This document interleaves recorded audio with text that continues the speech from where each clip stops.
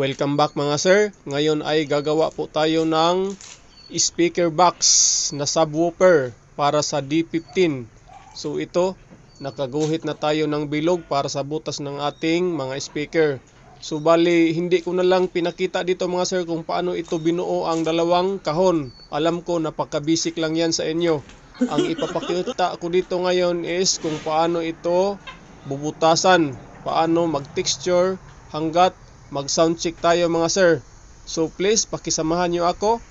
Maraming salamat.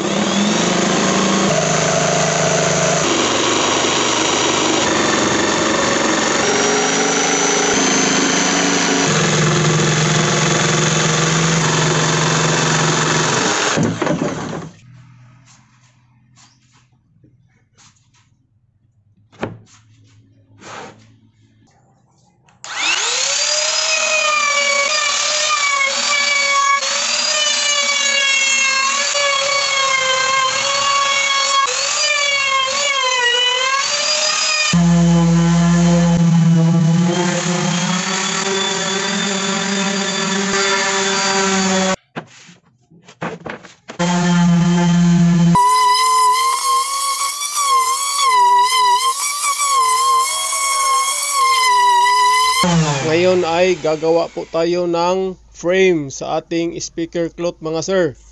So tiis-tiis lang muna tayo sa tela na pangtakip sa ating mga speaker drivers dahil mahal ang metal screen grills sa online. Nasa 1,000 bawat isa kasama na shipping. So dito malaking matitipid natin dahil nasa 300 pesos lang ang magagastos natin nito sa ating DIY speaker grills gamit lang ang tela at mga kapirasong plywood na tira-tira sa ating ginawang box. So ito na po, saktong-sakto po ang ating ginawang frame. So mamaya imamasilya natin to at pipinturahan saka lagyan ng speaker cloth. Ang disadvantage lang sa ganitong frame mga sir is halos buong araw mo itong gagawin, lalo na pag mano-mano ang lagari na itatabas mo dito.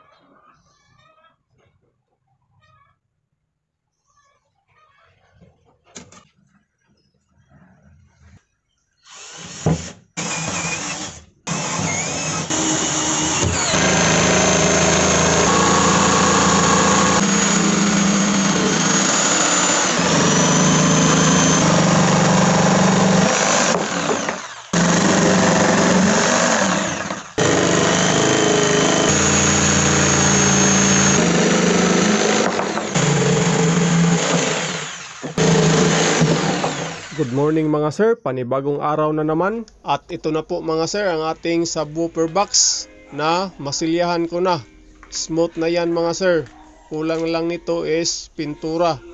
So dito sa loob hindi na ako naglagay ng division dahil nagtitipid nga tayo sa plywood. At dito sa aking DIY speaker box handle is naglagay ako ng nilapad na PVC gamit ang 1/2 PVC. Pwede rin blue, pwede itong sa electrical na kulay orange. Ang iba kasing mga marine plywood mga sir is may butas-butas sa loob, hindi siya solid. Kaya naglagay ako ng support gamit ang PVC para tumibay siya. Or kung gusto nyong mas matibay, pwede rin gumamit kayo ng flat bar na bakal.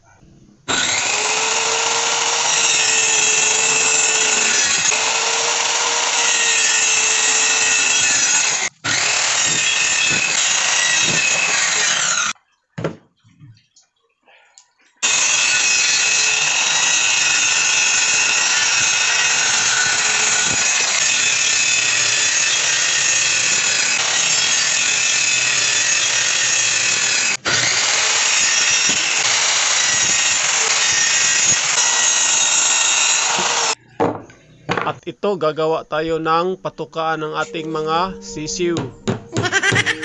So, abangan nyo lang mga sir kung saan natin to gagamitin.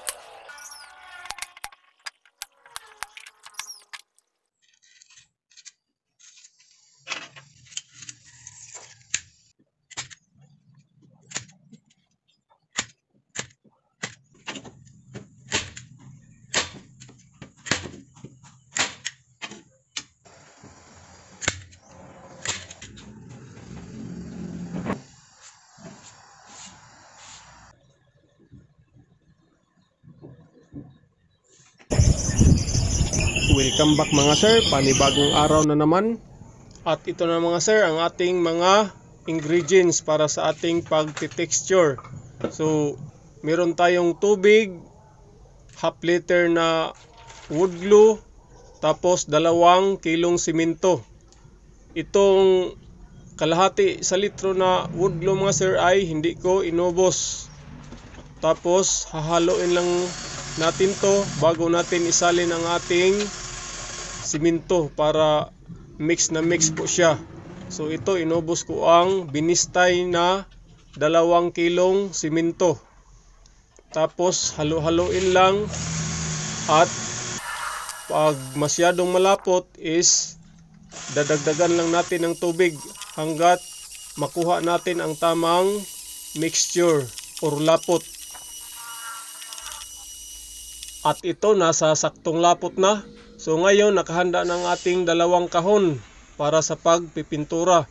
So naglagay nga pala ako ng mga screws na magsiserve as paa nitong mga speaker box para kahit balik-balik ta rin natin, mapinturahan natin ang lahat na side.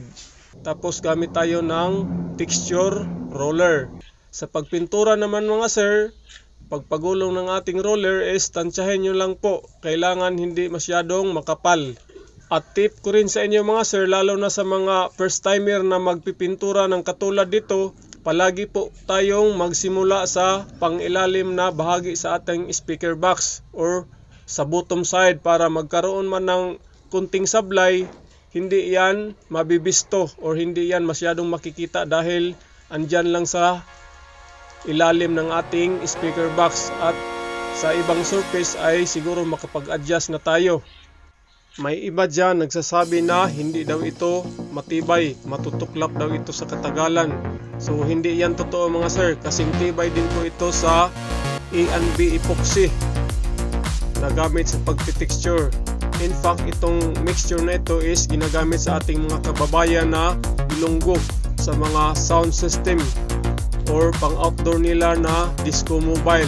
Pati sa mga Indonesian, meron din ako nakikita nito sa YouTube na ginamit din nila ang application na to. So doon na lang yan sa preparasyon magkatalo mga sir kung paano nyo prepare ang iyong pipinturahan na pieces.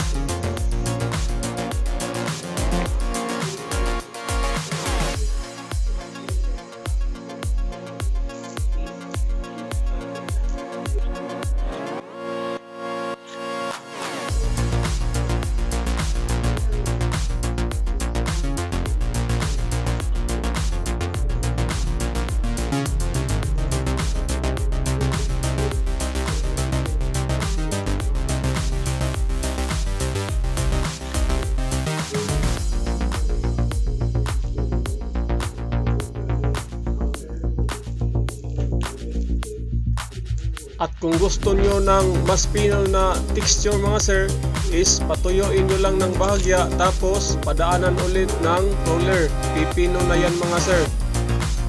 Katulad nito.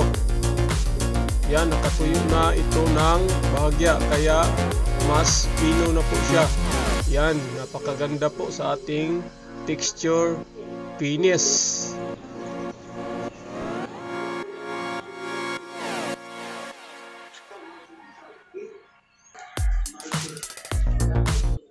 So dito sa mga kanto or mga eskina na hindi maabot sa ating roller, pwede tayo gumamit ng paintbrush.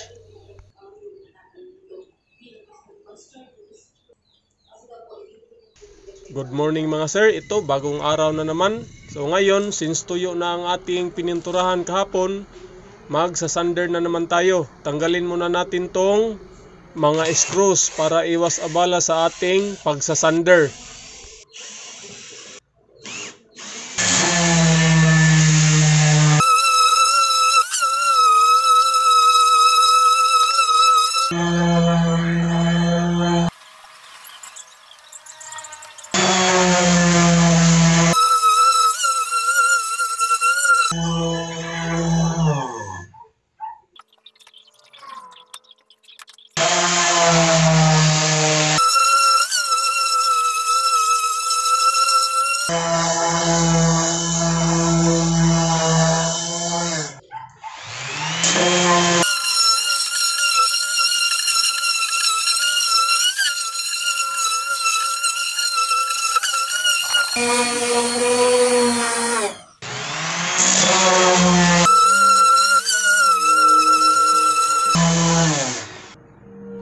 welcome back mga sir. Sana andyan pa rin kayo nanonood. So ngayon, magpipintura na tayo. Ang gamit ko na pintura mga sir is ordinary quick drying enamel lamang po na kulay gray. At gumamit din ako ng foam BB roller. At sa pagpili naman ng kulay sa pintura mga sir, nasa inyo pa rin kung anong kulay ang gusto nyong i-apply dito sa ating mga speaker box. Ang common na kulay is kulay itim. Pwede rin gumamit kayo ng water-based pintura dahil mga odorless yun, hindi masakit sa ulo. Unlike nitong quick drying enamel is masakit sa ilong ang kanyang amoy. Kung minsan nakasakit sa ulo.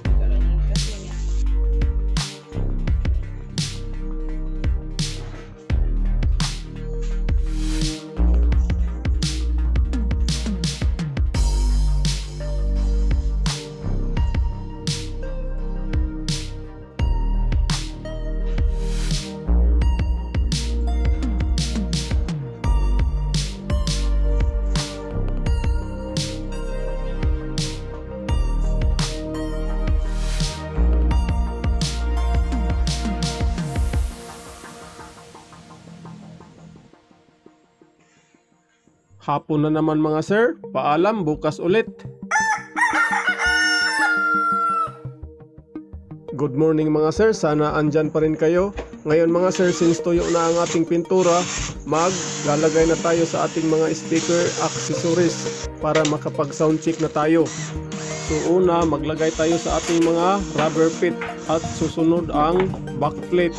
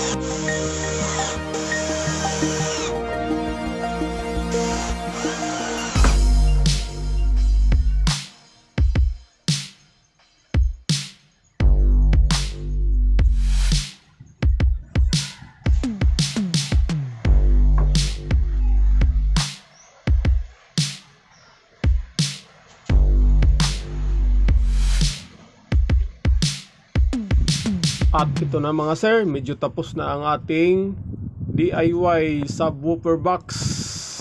Yan, ayos din naman. Kahit mano-mano lang na gamit ay pwede na rin pangtapat sa mga factory made na mga speaker box, which is mas mura pa din compared doon sa mga nagbibinta ng mga DIY speaker boxes. At ngayon mga sir is ipapakita ko sa inyo ang sukat ng ating speaker box. Ito po ang kanyang depth or lalim. nasa 75 cm at ang kanyang taas nasa 65 cm. Yan. Tapos ang kanyang lapad po is nasa 50 cm. Actually mga sir, ang plano ko sana na design nito is yung tinatawag nila na L-ported box or tinatawag sa iba na boom box katulad nitong nasa screen. Pero sabi ko nga kanina ay nagkulang tayo sa plywood kaya nauwi na lang sa ganitong ordinary box na wala po siyang division sa loob. So hopefully tumunog pa rin ito ng maayos.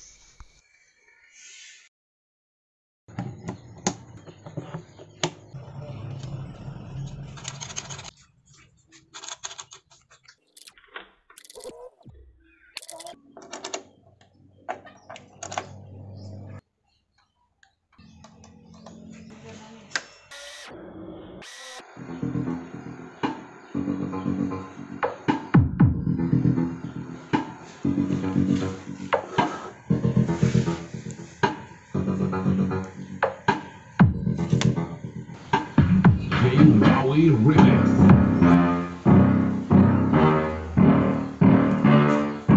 Yeah. Please tell me that I can't, that I won't, that I fail, that I'll never make it out, yeah.